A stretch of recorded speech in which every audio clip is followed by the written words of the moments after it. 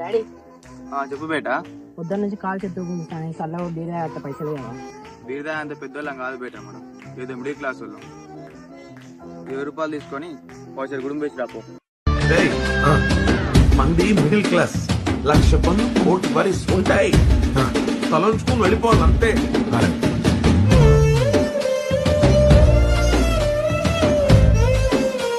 కష్టాలెందుకు బరువుకుంటాయి, తేలికైతే బ్రతుకంతా మోస్తూ దించం గనక ఎదురేలేని నీకు కాక ఎవరికెదురు పడుతుంది నిప్పుల నడక.